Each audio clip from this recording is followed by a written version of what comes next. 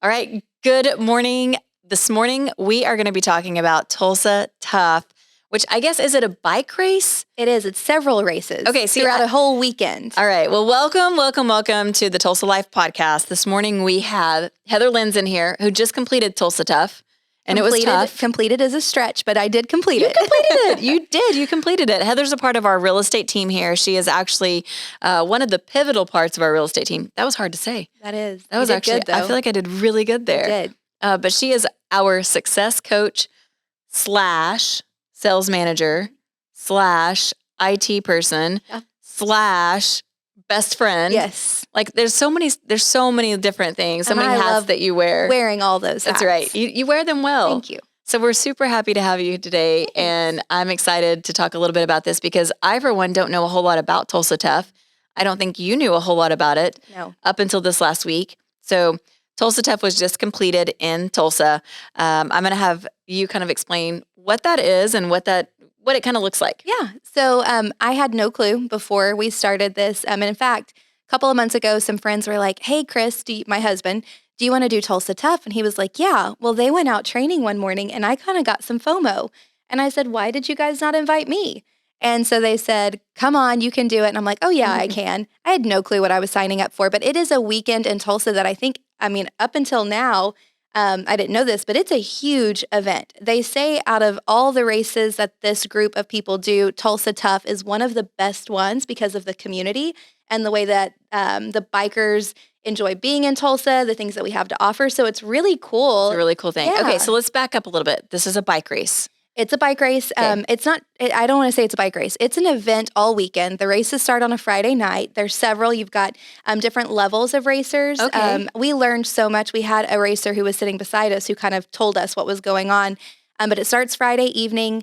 It goes all day Saturday, and then it goes all day Sunday. So you have different races going off at different times. So are they different levels of like how much experience you have? Like, so if the more experienced riders are at different times, yes. And then So someone asked Chris and I if we did Crybaby Hill. And if you know Tulsa Tough, then you've heard this before. And I was like, heck no, we did not do Crybaby Hill. That was not a part of our race because that one is it's for the people who are more advanced and know what the heck they're doing. Okay, so there's different routes. Mm-hmm. Different lengths of like how many miles they are. I don't know. And you don't have to have specifics. Yeah, I don't know all the details. I do. The one that we rode was the Piccolo, which they all have really funny names too, which was fun to kind of learn. But the Piccolo is 32.7. They have a Medio. 32.7 miles. Yes, 32.7 miles. Okay. Medio, I think, is around 60. And if I'm saying any of this wrong, again, I'm not a Tulsa Tough girl until, now. I think one of our follow-up podcasts might have to be like, somebody. And Sarah Kanizer on our team has a daughter who is basically at a professional level cyclist. Tori was amazing and I do have to give a shout out to Sarah and David Kanizer. They actually loaned us a lot of their equipment, their bikes, their even clothing, so that we could do this because we weren't in the biker world. So shout out to David and Sarah. They were so good to us. They are so good. So one of the things that you said today, and that I thought was really cool was the community of cyclists and that whole community. You were like, I was just blown away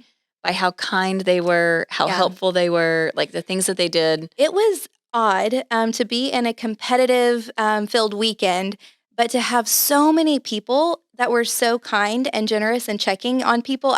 There were several times that I had to stop on the side of the road, and every single biker group that would come up would say, like, hey, are you okay? Do you need a Fig Newton bar? I've got some energy gels. They were always checking. And it wasn't just one group, like it was several different people. There were also one part that was really cool was there was a lady who had a flat tire and another guy who was coming behind her got off his bike, stopped and helped her fix her flat tire. That's awesome. So it is, it's not really a race. It is. So I was going to say, so is this more like of a competition to complete it?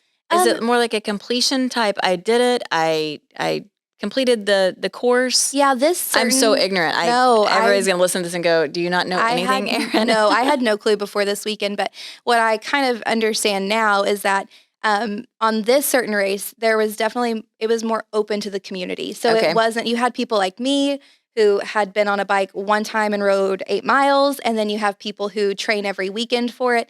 There were several racers who had been in some of the more advanced races earlier that weekend and then threw that one in as well. So it was open really for everyone. There was no criteria or requirements that you had to be in it. I do think that there were times, I couldn't tell you what we finished ours in. I was just ready to get past the finish line. You were just glad to finish. Yeah, but I bet that racer who stopped, I bet he was in more advanced races throughout the weekend, and probably that one was more of a fun. It was kind of like a fun run for some people, but it's not that fun. It wasn't fun for you. Yeah, but I will say this. So I struggled a lot to get through it.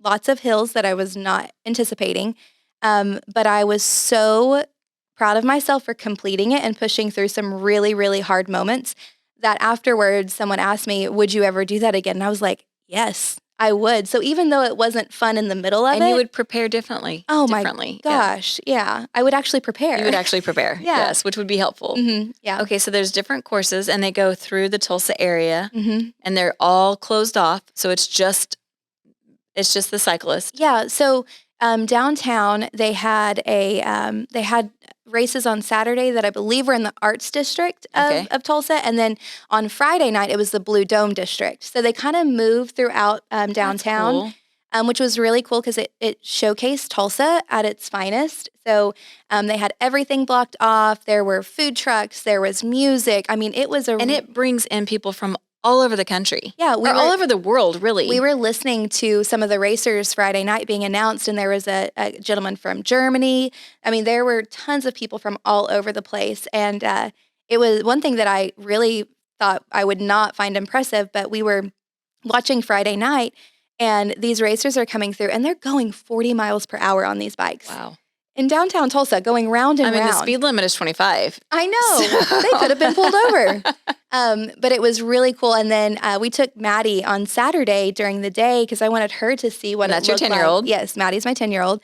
And she was blown away by it. She was like, Mom, this is so fun. And like the riders come by, you feel wind when they pass you because they're all going so fast. Together going so fast. So wow. I got a very good idea of what Tulsa Tough is now, and I don't think I would ever not participate in some way, even if I'm not riding, just going and cheering people on. It was really a cool experience. I was sad that I didn't get to go because this is other than the Kneisers, I mean, we know the Kneisers and they're in our office and we love them. They're like family, but I've never gone to watch it. Yeah. And then this weekend I didn't get to go watch it because we had plans on the day that you guys were going, and I was like so sad. And it sounds like I really missed out just in the participation of watching it. Yeah, I would definitely say it is a fun event to grab people and go to and cheer people on. We were cheering people on that we didn't even know who they were. So where did you go to watch them? Where's the best places? So when we started the Piccolo, we started on Riverside. Went through the Gilcrease area, went down to Sand Springs, Prattville, and then hit back on Riverside and came up. So we ended at Riverside, and where we ended is at the bottom of Crybaby Hill. Oh my goodness. And I would tell you, if you are someone who doesn't mind seeing a couple of crashes, that's a really good place to watch. That's like where everybody kind of goes, right? That's what you always hear about is Crybaby Hill. Yeah, so they come down super fast. There's at the end of the hill, it turns.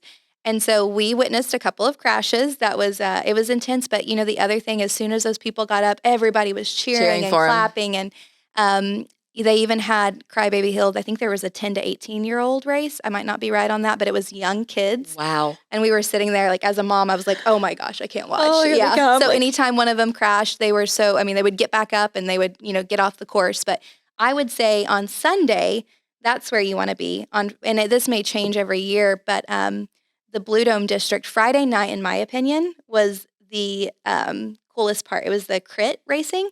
I don't know what that really stands for, but that's what it was called. I love how we're the ones talking about this. And we're like, we're not really sure what all this means. If anyone who is like a real Tulsa Tough person listens to this, just know it was really fun. Just contact us and come back onto the podcast. Set us straight. Yes. Tell us everything. But it was funny because everybody was saying like on social media, Merry Christmas.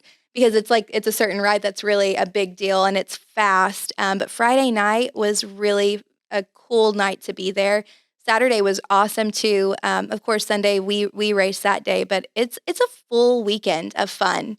And I don't go to downtown. So it kind of forced me to see some of Tulsa that I don't really see a whole lot of. So we were talking, and I love, like, our podcast is all about Tulsa life, right? So it's like all the different things that are going on in Tulsa, what Tulsa has to offer. Like, it's just, I love it that it's not about real estate, even though we're a real estate company. But one of the things that I think is really funny, and I was talking to somebody about this the other day, is how Tulsa's not a huge, I mean, it's compared to like other metropolitan areas, we're not a huge city, but you still get stuck in your pockets. So, like, our office is in Midtown. And we really stay in Midtown. I mean, Midtown is about as far south as I go, and because of Owasso. It always cracks me up when people are like, where do you want to go eat lunch? And somebody will suggest something like in South Tulsa. And I'm like, that's so far. Like, do we have, like, Dirk works downtown and he'll call me and be like, let's do lunch. And I'm like, okay, but will you come to me? Yeah. Because I don't want to have to go downtown. All the way to downtown. Yeah. And I mean, and reality is it's 12 minutes away. It's not that far. Yeah. But it feels like it's a long way because you just get, I think anybody would say this, you get into these little pockets of where you eat, where you live, where you work, and you kind of stick to that area. Yeah. Yeah. And we actually went somewhere new Friday night, 918 Maple. It's a new, I don't know if it's new, but it's a Mexican restaurant that had some of the best Was it tacos. downtown? Yeah. Some of the best tacos I've ever had. So 918 Maple. I didn't know that it was a Mexican restaurant because of the name, but we went in. It's a little small area near downtown.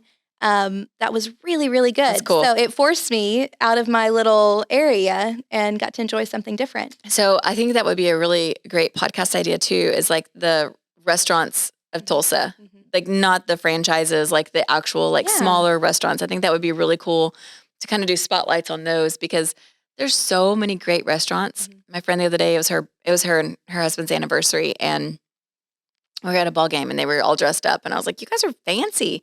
They said, we're going to go to dinner. And I said, where are you going to go? And they were like, we're not sure.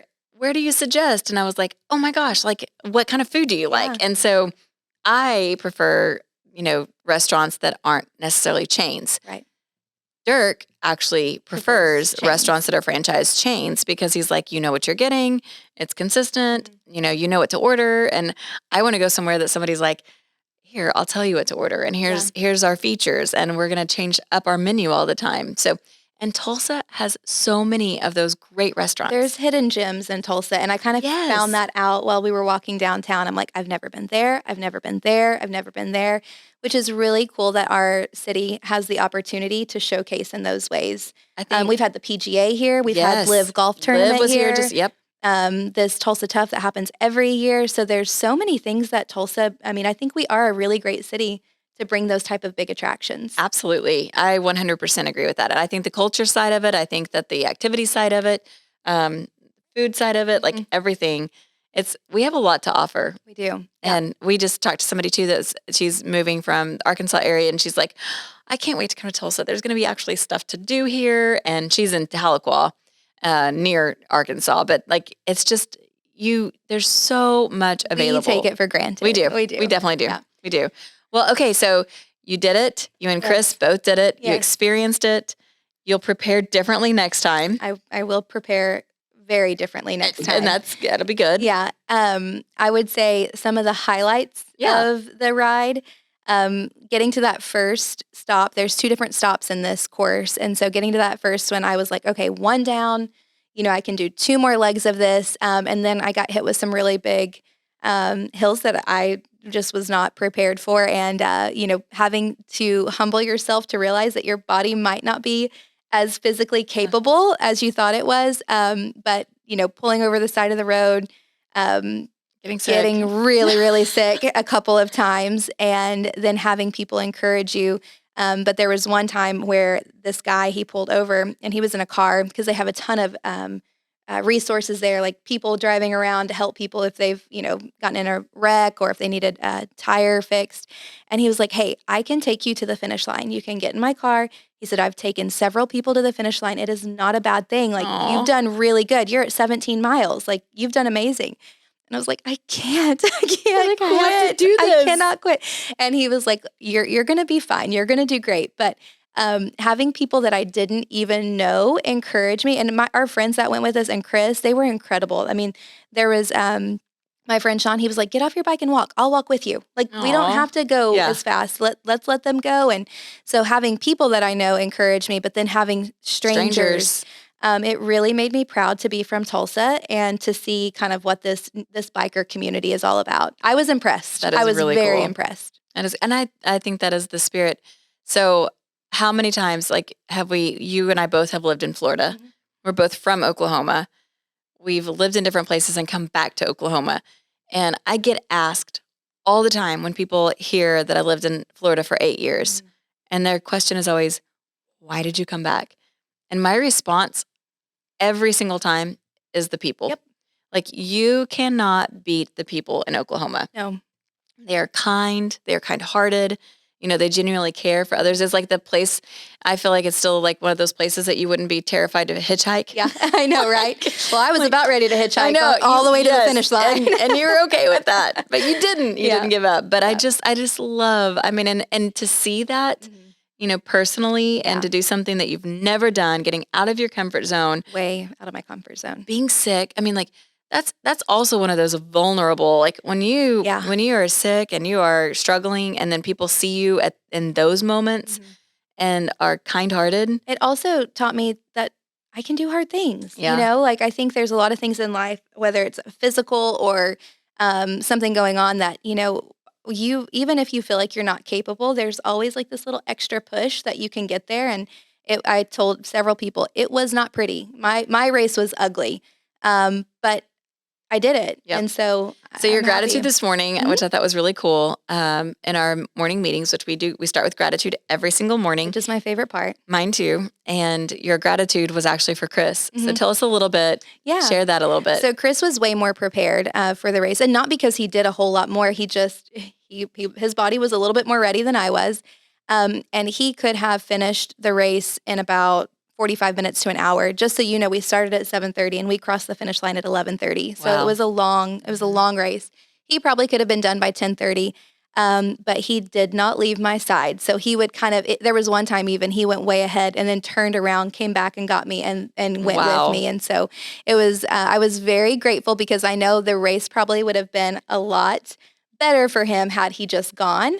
But he stayed back and helped me and that's awesome. Held my hair out of my face when I needed it. And he was that support and encouragement consistently through the entire race. That's cool. He was amazing. Well, congratulations. I'm so proud of you. I should have brought my medal in. You should have. I'll have to bring it in next time. I know. In your pictures, I was like, even in your pictures, you were smiling. I know. So I think it was still a great experience, even though maybe 30 minutes before that, you may not have been smiling. As soon as I crossed the finish line, it was like everything changed. You're like, okay, I'm good. Yeah, my attitude completely changed. Yeah. Did it. It's done. It's over. Exactly. Yeah. It's kind of like, having a baby when you get the baby and you're like, okay, this is worth it. Yeah, like, that wasn't that bad. It's not bad. I could do this again. Why? But we would. Yep. So, well, okay. Well, thanks for coming on. Thank you for having me. After you did, I was like, we got to do a podcast about this. Yeah, this was fun. And again, if you're listening and you actually know more about Tulsa Please Tough, help us. Yeah. We would love to invite you on. Yeah, you can come back and talk about it again. And it'll be more of a, maybe a perspective of the broad picture rather than just a personal perspective. But anyway, well, lots of fun today. Check it out. You can go online and find it just look at Tulsa Tough and you'll find all kinds of information and resources. But for today, I think that pretty much wraps it up. That's it. And we'll catch you next time. Bye.